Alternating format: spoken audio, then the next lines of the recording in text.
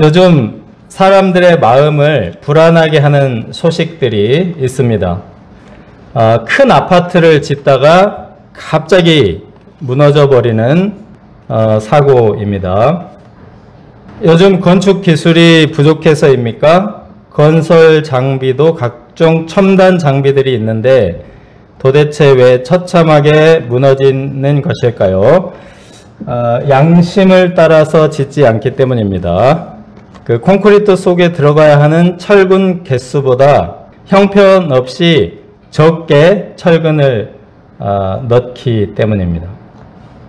사도 바울은 눈에 보이지도 만질 수도 없는 양심이라는 말을 자주 사용합니다.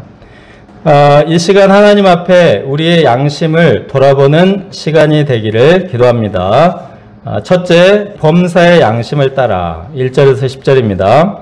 여러분 형제들아, 오늘까지 나는 범사의 양심을 따라 하나님을 섬겼노라. 바울은 지금 이스라엘의 대법원에 해당하는 예루살렘 공회에서 재판을 받고 있는 중입니다. 그런데 그는 여기서 재판을 받아야 할 죄를 내가 짓지 않았다라고 이제 자신을 변호합니다. 바울의 이 변호는 이방인을 데리고 성전 거룩한 곳을 침범한 사실이 없다라는 이제 변호입니다. 1차적으로는. 그런데 여기서 바울은 범사의 양심을 따라 하나님을 섬겼다라고 범사에를 강조합니다. 영어로 보면 in my life 또는 all my life입니다. 우리 삶은 가정생활, 사회생활, 신앙생활 등으로 구분할 수 있는데 이 범사의 모든 생활 속에서 하나님을 양심적으로 섬겼다라는 말입니다. 가정생활을 하든 사회생활, 직장생활을 하든 양심을 따라 하나님을 섬겼으며 교회에 나와서든 세상에 나가서든 양심을 따라 살았다는 말입니다. 그런데 2절을 보시면 대제사장 아나니아가 바울 곁에 서 있는 아마도 그 성전 경비대원들에게 그 입을 치라! 라고 명령합니다. 바울의 죄가 무엇인지 밝혀지지도 않았는데 폭행과 고문부터 가하여 무조건 싹싹 빌며 용서를 구하라는 것입니다. 바울은 이처럼 모욕적인 명령에 즉각 분노합니다.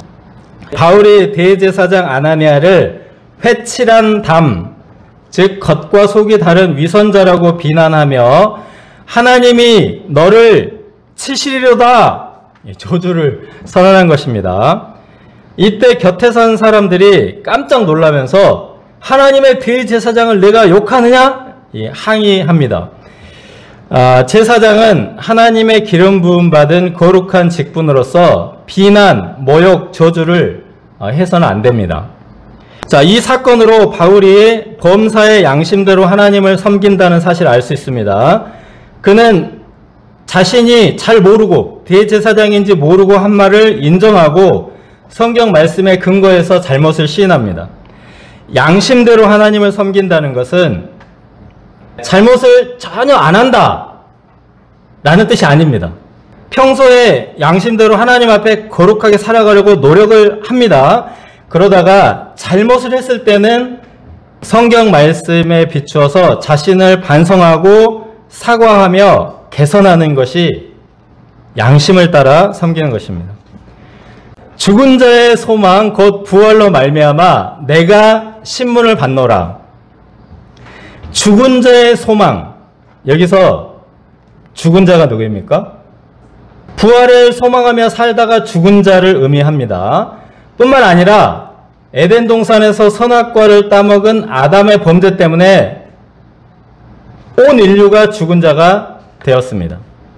그런데 예수님께서 우리 죄를 지시고 십자가에 피 흘려 죽으시고 사흘 만에 부활하심으로 부활의 첫 열매가 되셨습니다. 죽은 자의 소망 곧 부활로 말미암아. 모든 죽은 자들은 예수님 안에서 부활의 소망이 있습니다. 육신의 죽음은 있으나 예수님 안에서 부활하여 영원한 하나님 나라에서 영생 복락을 누릴 것입니다. 그러므로 죽은 자의 소망은 죽음에서 부활하신 예수 그리스도이십니다. 죽은 자의 소망 곧 부활로 말미암아 내가 신문을 받노라. 바울은 예수님 때문에 예수님을 증언하다가 유대인들의 미움을 받아서 결박되고 재판받게 되었습니다. 원래 바울은 재판받을 사람이 아닙니다. 산헤드린 공회 회원이 되어서 재판을 하는 입장이 될 사람입니다.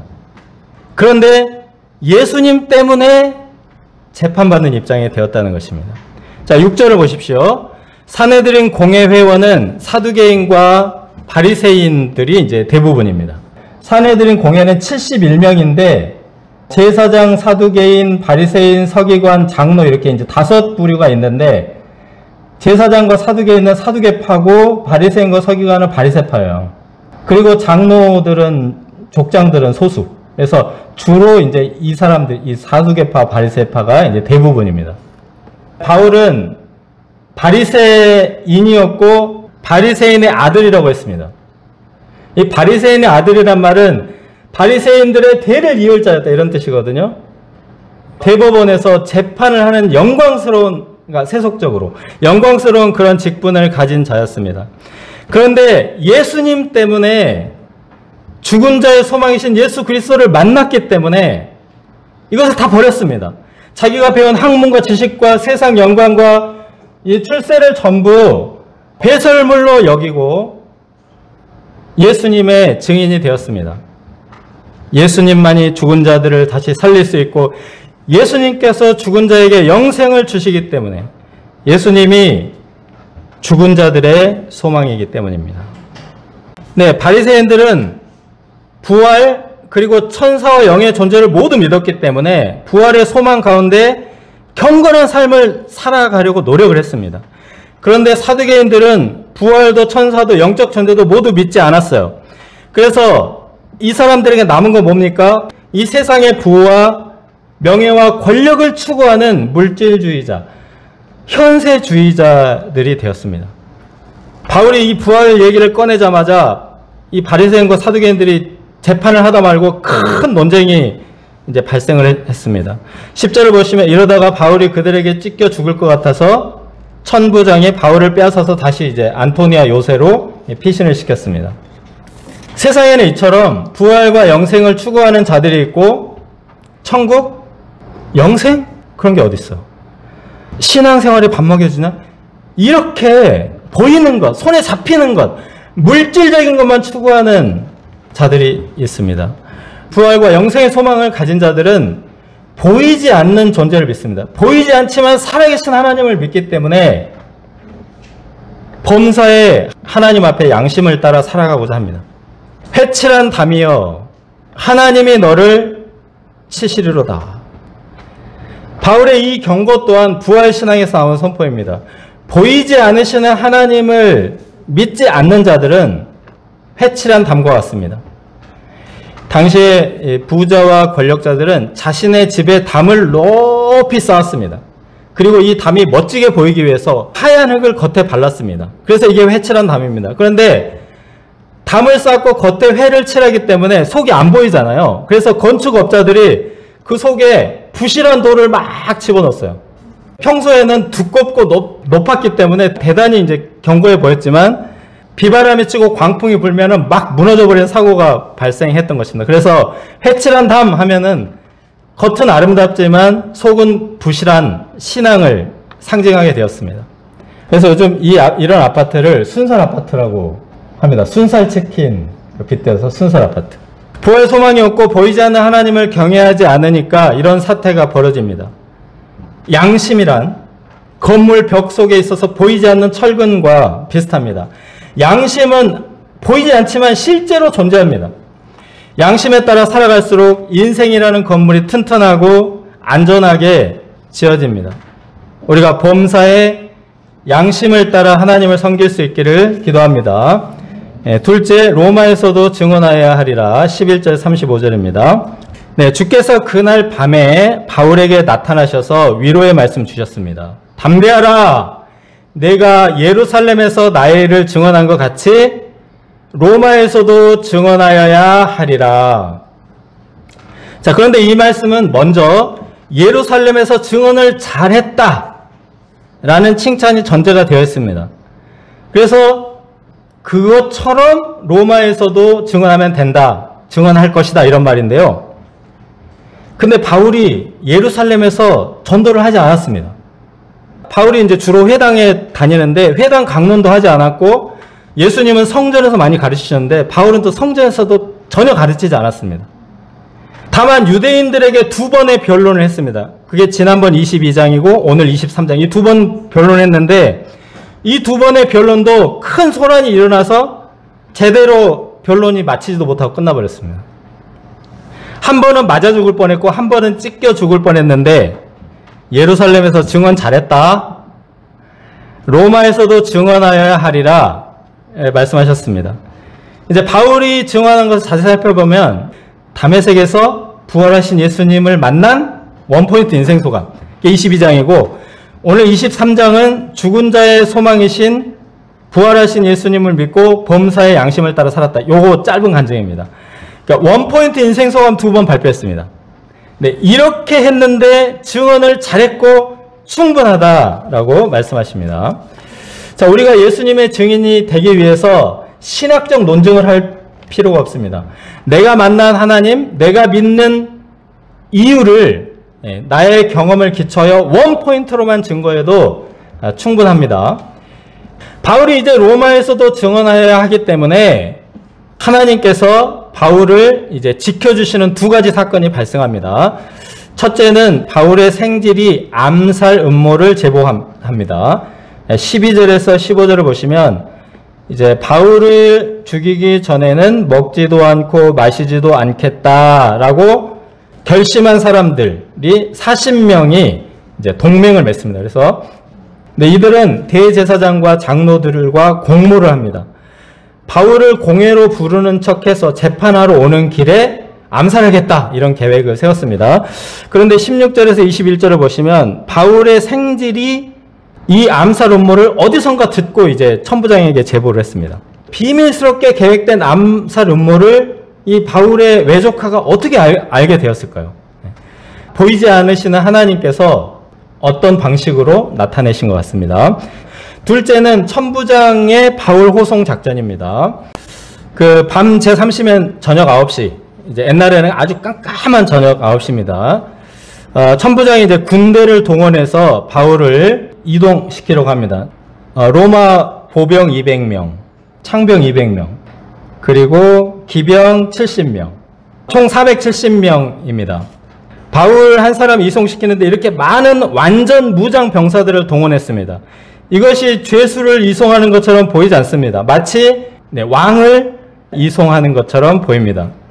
그리고 이제 25절 30절 보시면 천부장이 벨리스 총독에게 자세한 편지를 써서 이 바울이 유대인들로부터 위협을 받기 때문에 안전하게 지켜달라, 이렇게 편지를 써서 보냈습니다.